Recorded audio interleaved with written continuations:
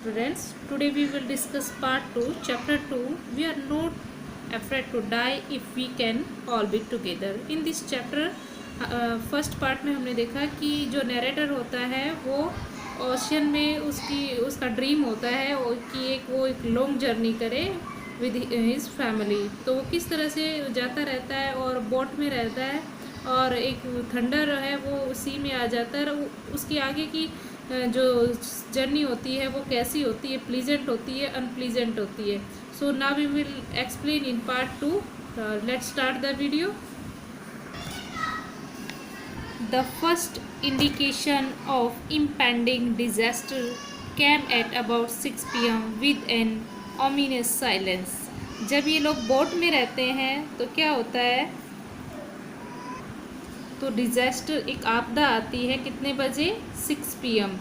With an ominous silence. Ominous मतलब एक ऐसी साइलेंस जो कुछ बुरा हैपन होने वाला है, कुछ बुरा घटित होने वाला है.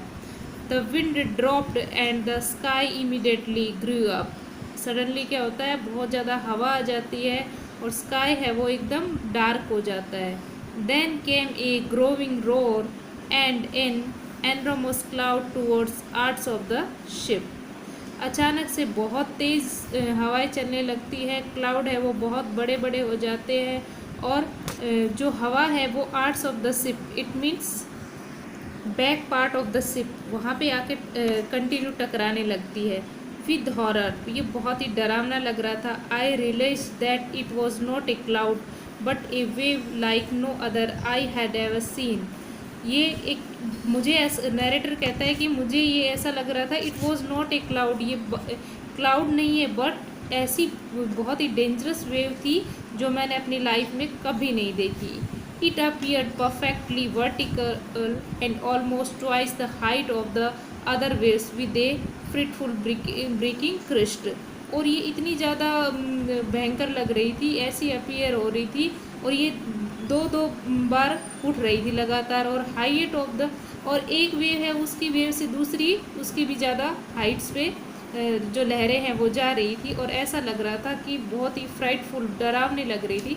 ब्रेकिंग क्रिस्ट, जो टॉप पार्ट ऑफ वेव कि ये वेव है, ये कहाँ पे जो उनकी शिप थी उसके टॉप पार्ट तक पहुँच रही थी. मतलब ये लोग अब बहुत बुरी मुसीबत में फंसने वाले थे. The roar increase to a thunder as the stream moved up the face of the wave and for a moment I thought we might ride over it.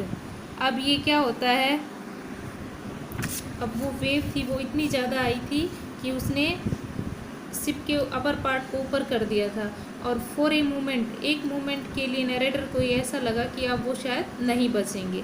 But then a tremendous explosion shook the desk. फिर suddenly ऐसा कुछ हुआ कि पूरी boat का जो deck था वो हिल गया. डेक मीन्स होता है जो शिप का बेस होता है ना, जिसके ऊपर लोग खड़े रहते हैं, वो उसको डेक कहा जाता है. A torrent of green and white water broke over the ship. My head smashed into the weed and I was aware of flying overboard and sinking below the waves. अब बहुत ज़ोर से वो वहाँ पे वेव्स आती हैं तो ये नरेटर कहता है कि I torrent of green and white water broke over the ship, कि मुझे अब ऐसा लग रहा था कि जो सी का वाटर ग्रीन एंड वाइट होता है कि अब हमारी शिप को कम्प्लीटली डिस्ट्रॉय कर देगा. और जो नरेटर का हेड है वो स्मैश्ड किसी चीज़ से व्हील से टकरा जाता है और flying overboard and sinking below the waves, और वो डूब जाता है लहरों में. I accepted my approaching death. अब उसने स्वीकार कर लिया था कि मुझे तो डेफिनेटली मरना ही है. And as I was losing consciousness, और अब मैं अपना कॉन्शियसनेस खोने लगा था, मतलब बेहोश होने वाला था. आई फेल्ट क्वाइट पीसफुल, और ये मुझे बहुत ही पीसफुल लग रहा था क्योंकि मरने के बाद जो आदमी है वो पीसफुल ही रहता है. Unexpectedly my head popped out of water, और अचानक क्या हुआ, उनका जो हेड है वो पानी से ऊपर आ गया. A few metres away Wave Walker was near capsizing her mast almost horizontal.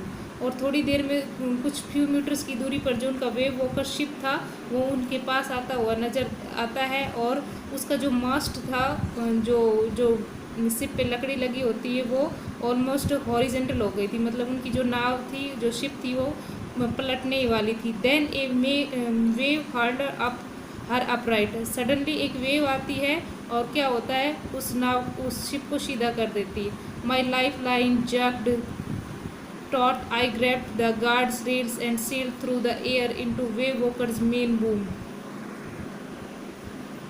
अब उसका जो लाइफ लाइन जैकेट था वो भी टाइट हो रहा था। स्टूडेंट्स, कैप्साइजिंग मीन्स होता है कि जो उनका जो शिप था वो पलटने ही वाला था, कैप्साइजिंग होने वाला था।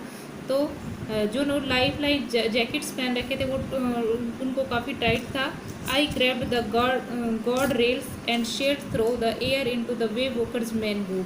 अब नैरेटर है वो बोलता है कि मैंने जैसे तैसे अपने आप को संभाला और मैं जो गार्ड्स रेल जो शिप पे लगी होती है उनको उनके सहारे पकड़कर मैं वेव वॉकर के मेन बूम पर आ गया। Subsequent waves toast me around the deck like a rag डोल। अब वो जो लहरें आ रही थी वो इधर उधर ऐसे चल रही थी और वो इन सबको जैसे कि एक डोल होती है ऐसे ही उनको डेक के ऊपर घुमा रही थी। माई लेफ्ट रिब्स क्रैक्ड, और नरेटर कहता है कि जो मेरी लेफ़्ट की जो पसली थी वो भी क्रैक्ट हो चुकी थी। My mouth filled with blood and broken teeth, मेरे माउथ में खून आ गया था और मेरे जो टिथ भी थे वो भी टूट चुके थे। Somehow I find the wheel lined up the stern for the next wave and hung on. अब उन लोगों के साथ क्या होता है, somehow I find the wheels lead up the stream the next wave and hung on. अब वो व्हील्स को पकड़ कर खड़े हो गए, स्टेयरिंग जो होता है उसको, और अगली वेव आने का इंतज़ार करने लगे। वाटर वाटर एवरीवेयर, अब सब जगह पानी था। I could feel that the ship had water below but I dare not abandon the wheel to investigate. I could feel that the ship had water below but I dare not abandon the wheels to investigates. देखिए यहाँ पे वो लोग पानी के अंदर हैं लेकिन वो उनका इतना हिम्मत नहीं हुआ क्योंकि उनको पता था जो वाटर से जो बिलो पार्ट है शिप का वो एकदम डूब चुका होगा, लेकिन उनको इतना हिम्मत नहीं हुआ कि अब वो इस व्हील को छोड़कर नीचे जाकर इन्वेस्टिगेट करके। Suddenly the front hatch was thrown open and Mary appeared. Hatch वो होता है जो शिप में नीचे से ऊपर जाने के लिए जो एक दरवाज़ा बना होता है वो ओपन होता है और मैरी अपीयर्ड। मैरी कौन है, नरेटर की वाइफ, वो आती है और बोलती है we are sinking, she screamed, the decks are smashed, we are full of water. और वो नीचे का सब हाल बताती कि हम तो डूबने ही वाले थे और बहुत डरी हुई है, और बोलती है कि जो नीचे का डेस्क है वो बिल्कुल स्मैश्ड हो गया है, टूट चुका है और नीचे सब कुछ पानी से भर गया है। Okay student, this is part 2. In next video we will continue in part 3. Okay, thank you.